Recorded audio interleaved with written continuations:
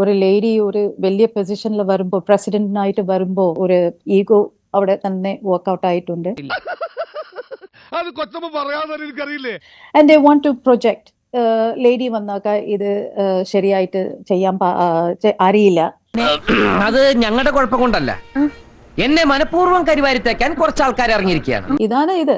പക്ഷേ ഒരു കാര്യം രാഹുൽ പറഞ്ഞത് എനിക്ക് വളരെ സങ്കടം തോന്നി കേട്ടാ. ബിക്കോസ് എന്താ നിന്റെ വിഷമം? ഈ സിദ്ദിഖിന്റെ കേസ് സ്റ്റിൽ ഓൺഗോയിങ് ആണ്, കോൺടെംപ്റ്റ് ഓഫ് കോർട്ട്. അതാ നിന്റെ വിഷമം? അല്ല പിന്നെ ആ വിക്ടിമിന്, അത് ഫേക്ക് വിക്ടിമിന്, അത് ശരിക്കും മോശമാണ്. യു ഹാവ് ടു അപ്പോളജൈസ് കേട്ടോ. എന്താ മോളെ നിന്റെ ഈ വാക്കുകൾക്ക് മുമ്പ് ഞാൻ പറയാം? എന്താ ഞാൻ പറയാ ഈ മോളോട്? ഇങ്ങനെ വളരെ മോശമായിട്ട് സർവൈവർ അല്ല മാഡം, സർവൈവർ ആയിട്ടില്ല. How do you know? How do you know she is a survivor? കോടതി പറയാൻ അവരെങ്ങനെ സർവൈവർ ആയെന്ന് മാഡത്തിന് അറിയാം? എനിക്കറിയാം. എനിക്ക് തെറ്റിപ്പോയാശാനെ, കംപ്ലീറ്റ് തെറ്റിപ്പോയി. നമ്മൾ ഈ കലാരംഗത്തേക്ക് വന്നത് ഇതിനൊന്നുമല്ല. I know what are the facts. Okay, അപ്പോ ഇങ്ങനെ ഒരു കോടതി തെളിയിക്കാതെ മാഡത്തിന് എനിക്കോ രഞ്ജിനി മാഡത്തിനോ എങ്ങനെ പറയാൻ കഴിയും? പറ്റിയൊന്നും ഇനി പറഞ്ഞിട്ട് കാര്യമില്ല. ഇവിടെ എന്നെ പോലെ ആത്മാർത്ഥതയുള്ള ഒരു കലാകാരന് മാനം മര്യാദയ്ക്ക് ജീവിക്കാൻ ഒക്കത്തില്ലെന്ന് ഇന്നെനിക്ക് മനസ്സിലായി. നീ നാട്ടുകാരെ പൊട്ടം കളിപ്പിക്കലടാ നായിന്റെ പട്ടി മോനെ.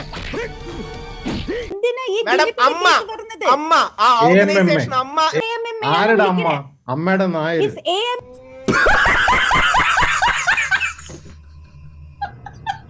ആരുടെ അമ്മ? അമ്മയുടെ നായർ. നായര് മാത്രമല്ല, അതിന് മുസ്ലിമും ക്രിസ്ത്യാനി ഈഴവനും എല്ലാം ഉണ്ട്. വേണമെങ്കിൽ അമ്മയുടെ നായരെന്ന് വിളിച്ച് കാണിച്ചു തരാം. AMM എന്ന് വിളിച്ചു കഴിഞ്ഞാൽ നിങ്ങൾക്ക് എന്താ ഇത്ര ചൊറിയുന്നത്? ഈശ്വര, ഇവിടെ ആരുമില്ലല്ലോ ഇതൊന്ന് പറഞ്ഞു ചിരിക്കാനായിട്ട്. ഇത്രയും പാട്രിയാർക്കലായിട്ടുള്ള ഒരു ഓർഗനൈസേഷൻ അമ്മ എന്ന പേരിടുന്നതിൽ ഉള്ള ഭയങ്കര ബുദ്ധി ഉണ്ടല്ലോ. ഒരു കാര്യം വിറ്റാണ്, ആള് ഭയങ്കര വിറ്റാണ്. അപ്പൻ എന്തുകൊണ്ട് ഇട്ടിട്ടുള്ളവരെന്നുള്ളതാണ് എൻ്റെ ചോദ്യം. മല്ലയാ, ഞാൻ പോകണേ. എല്ലാരും കൈവച്ചല്ലോ, ഇനി ആർക്കും പരാതിയില്ലല്ലോ.